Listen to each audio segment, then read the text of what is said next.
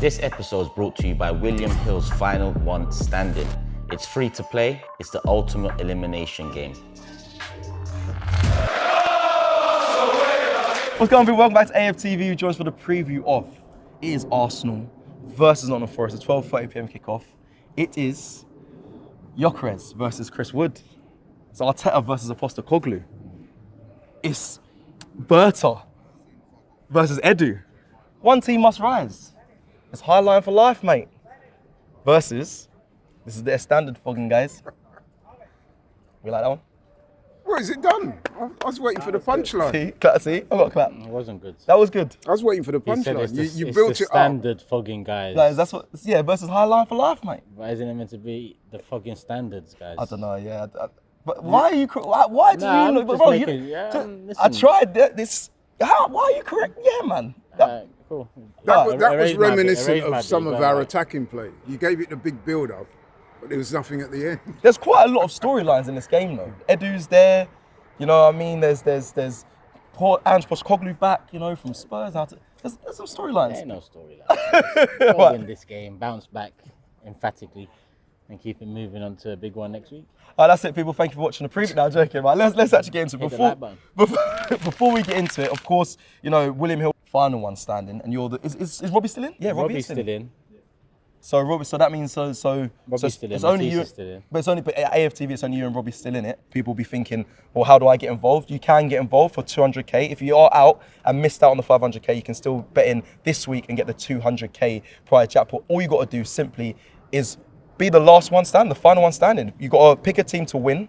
If they draw or lose, you're out. Yeah, you can't pick the same team twice. Very simple. It's a quite a traditional little old school game that we used to play at the office before being partnered with William Hill, and they're sponsoring this video. Who would you go for this weekend? You can't pick the 12:30 kickoff. You can't do the morning kickoff, but you can do the rest of the fixtures. Who would you go with, Laurie? Well, I had a brief look at the fixtures before we started, and the one that stood out for me was Newcastle at home to Leeds. I think Newcastle, with their new signings, with that energy around the club, post-Isak era, I think, yeah, I'm picking them to beat Leeds. By a couple of goals, actually. I think they'll do it comfortably. I think that's quite a safe pick. Yeah, I think I'd have went with that or Liverpool. How does it mean the people that are still in still got the best ball knowledge, like you and Robbie? I don't know. Is it a good barometer of that? I couldn't care less about ball knowledge, man. Seriously. Don't care about that stuff online. Like, he's Nah, got man, big. what's ball knowledge, man? Seriously, man. You just pick a team, but so what? Are you getting through luckily or what? Or is it? Nah, I'm thinking. It's only 3 games though. It's nothing to really write home about, is it? There's still a long way to go. Not even at the halfway mark. Talk to me if I'm still in it halfway. All right, well, no, that'll be a real test. Well, a lot of people have gone out, and obviously, if you guys want to get involved, like I said, you can jump in now and get the 200k jackpot if you win and become the final person standing. And of course, please gamble responsibly. It has to be 18 over to do so. Let's get into the preview and let's start. Let's get it. Let's talk. Let's start. I'm gonna go with Turkish first, just because ownership. Do you like the way Marinakis is moving, or is that not? Or is that? Would you not want him as an owner of Arsenal? I just want to get your thoughts just around that. The way he's got rid of Nuno, brought in Ange, and just like it's quite controversial.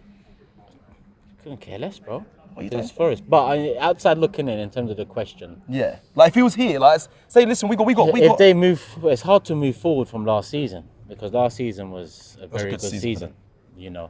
Even at the end, I think they felt kind of upset that they didn't do a bit more than they ended up doing because of how long they was in that top 3, top 4. So it's hard to build on that really, but if it maintains some level of consistency, no one will look back at this and bat an eyelid. If it goes downhill from here dramatically, then obviously this issue becomes magnified. Which So way do you it's think it will hard. swing? From looking from the outside, be honest, because I mean, Ange ain't exactly a manager that it's one silverware. Yeah, but maybe that's what they're looking at. Maybe they're looking at what are they in Europa League? Yeah. Are they? What are I they? don't know, where do they make it into? Did they make it should into know anything this. in the end? Yeah, they made it into Europa League because of what Europa happened League, with yeah. Palace. Oh yes, of That course. was it, Thank yeah, you. yeah. Glad you're Yeah, honest. but really and truly, it's hard to judge it now. But all it looks like from outside is that personal differences have got in the way of what at this time over the last year has been good business. Nuno done very well there.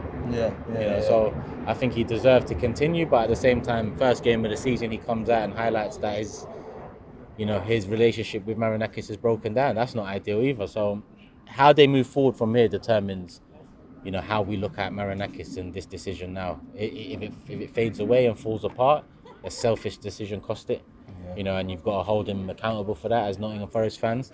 But if they maintain some consistency, keep a good vibe over there, and maintain some sort of European level or top half finish this season, then they'll be looking forward more than backward. Obviously, I'll ask that question obviously because ownership, and you speak quite well on many ownerships, as well as considering Arsenal as well, and you've done a lot of content around this game, a lot of content. So go veer away from questions that you've already been asked.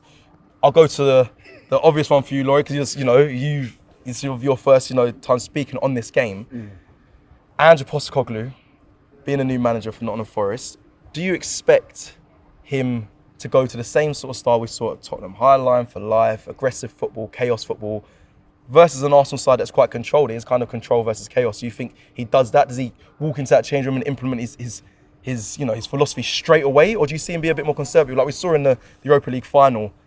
Listen, it was a terrible game when it comes to quality, but he wasn't doing his old way of, everyone on the halfway line and keeping a high line. Do you think he changes, or do you think it takes a bit of time for him to bed in his new systems? Yeah, I think it'll be the latter. I do think he will change things because aside from all the stuff that happened with Nuno and Marinakis and stuff like that, what I'm hearing and what I'm seeing from the Forest fans, they're not happy. Been commentating. No, they were.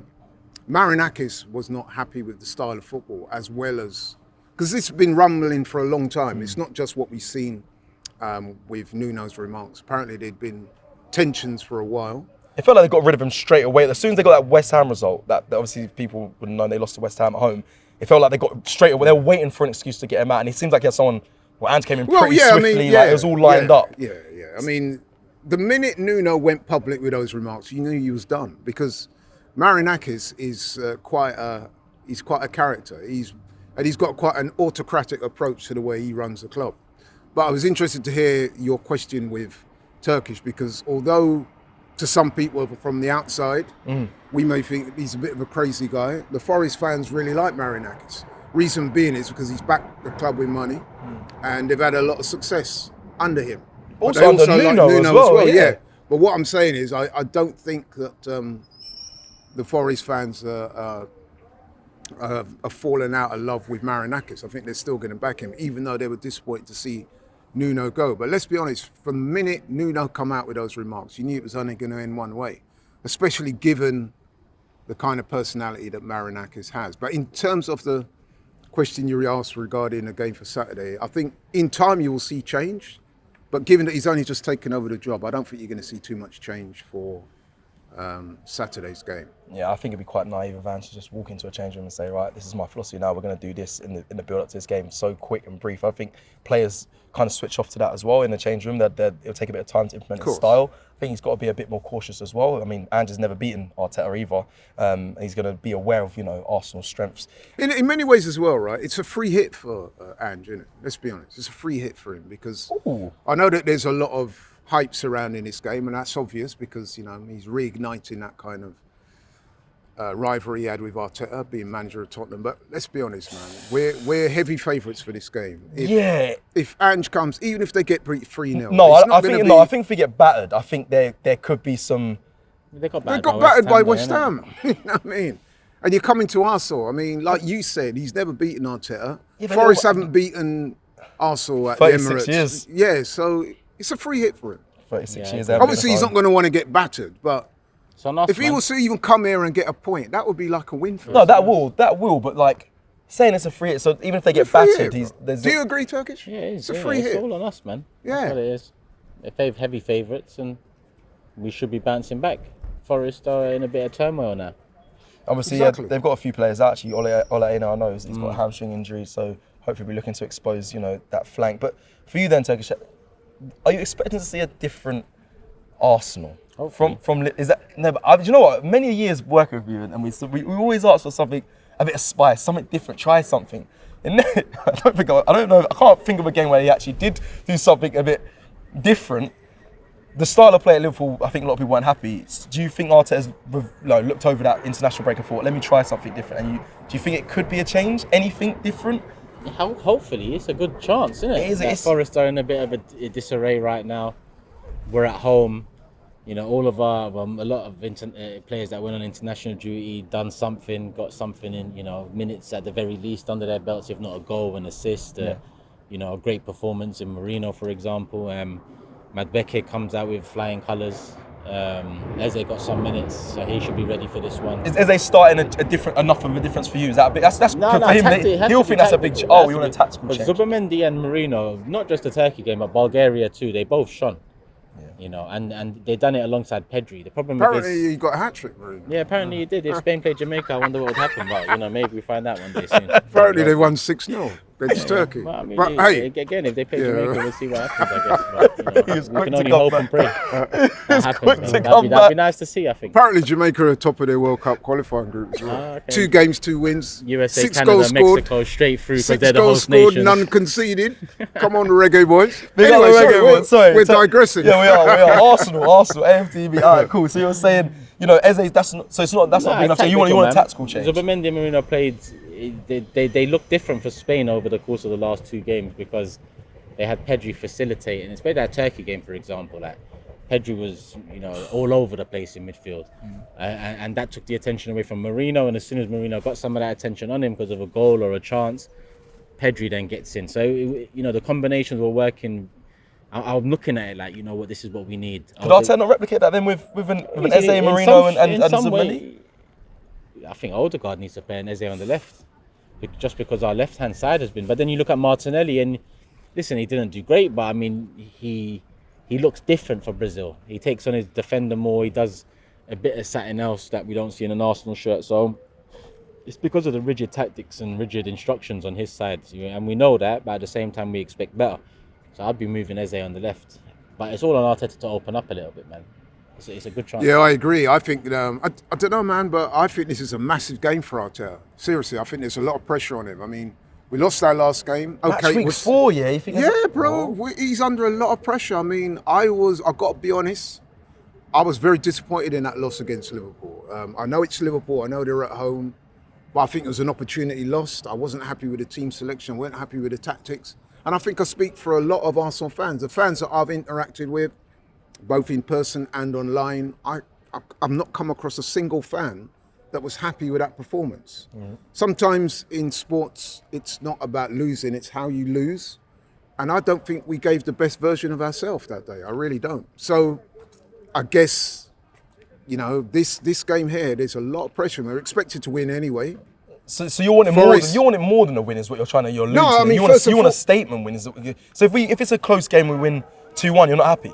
No, I'll take the win because a win is a win is a win, 3 points. But what I'm saying is, let's be honest, man, we underperformed against Liverpool. And the manager, there's a lot of pressure on him in this game. He can't afford to drop points. And there will be other people who'll be expecting us to really put it on Forest, who lost their last game to West Ham at home, 3-0. Yeah. Disappointed a new manager. So, as Turkey said, open as hell. Yeah, so there's a bit of disarray in their camp. They're not expecting... Manager bounce, you don't care about manager bounces? Even the most hardcore partisan Forest fan is not expecting to come here on Saturday and get anything. I can tell you that now, because I've seen the stuff online. They're just hoping they don't get smoked. As for Arteta, the pressure's on. And that's what comes with managing a team like Arsenal, having spent that much money, where the expectations are high. Make no mistake, this is a pressure game. I hear you. I just wanted to see if you're looking for a statement win because... Listen, I'm looking for a win first and foremost, but yes, I'm looking for a better performance. Yeah, performance is key for me in this one. Yeah, maybe chances, man. Huh? I want to see chances.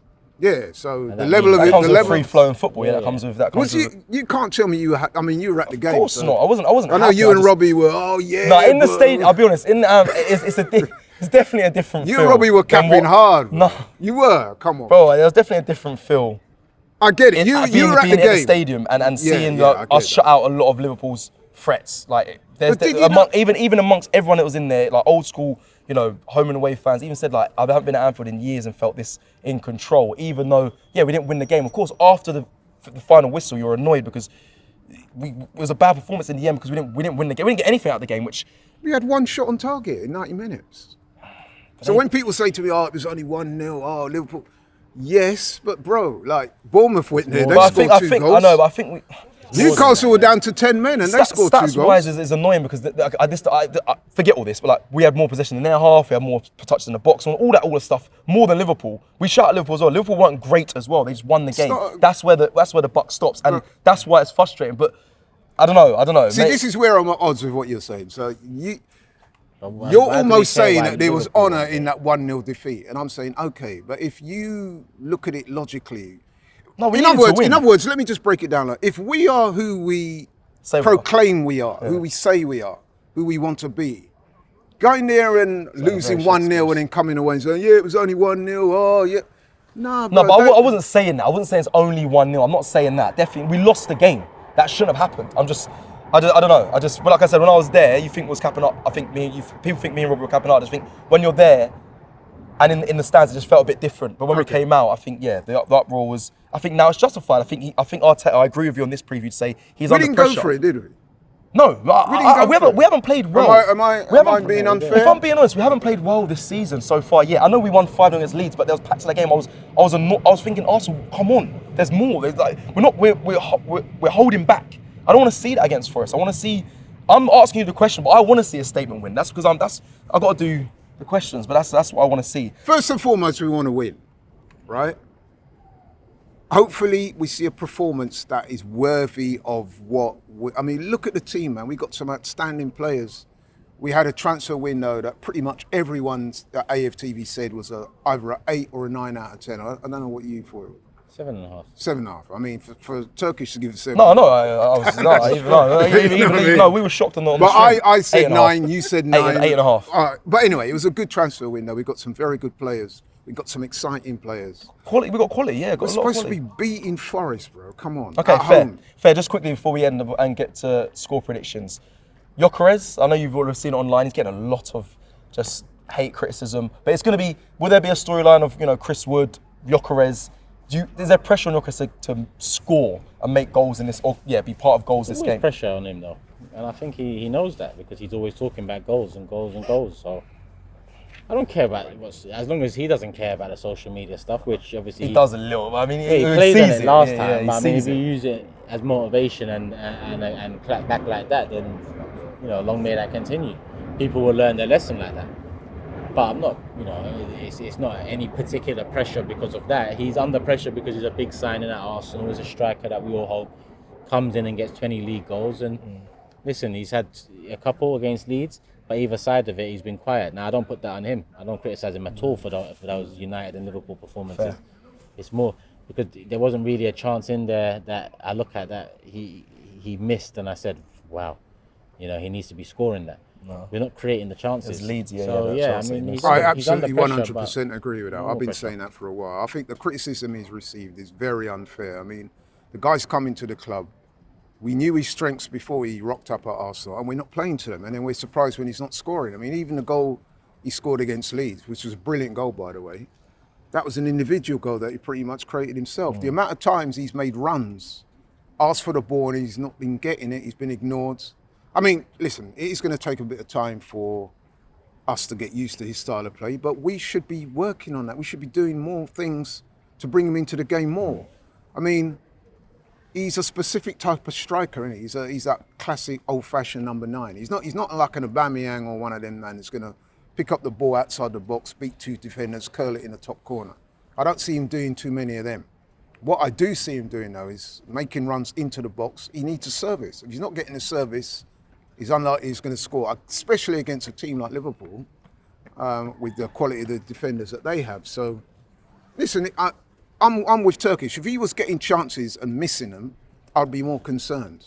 At the moment, I think the onus is on the team and the manager to play more to his strengths. Then we can assess just how good he is. Score prediction for the game. 2-0 Arsenal. 3-1. 3-1. Laura's gone Gyökeres to score. Yeah, Gyökeres. I want to see him on the score sheet for this game. Laurie's gone 2-0, Turk's gone 3-1. I'm going to go 3-1. I was debating whether to go 2-1. I thought because Ange might sit back a little bit because he knows we struggle with that. But I think we'll see some goals. So 3-1 to Arsenal. That was our score predictions. Let us know your score predictions in the comments below. Again, if you want to get involved in William Hill's final one standing, scan the QR code or click the link in the description to get involved. Please like the video on your way out, and I'll see you again soon. Make sure you gamble responsibly.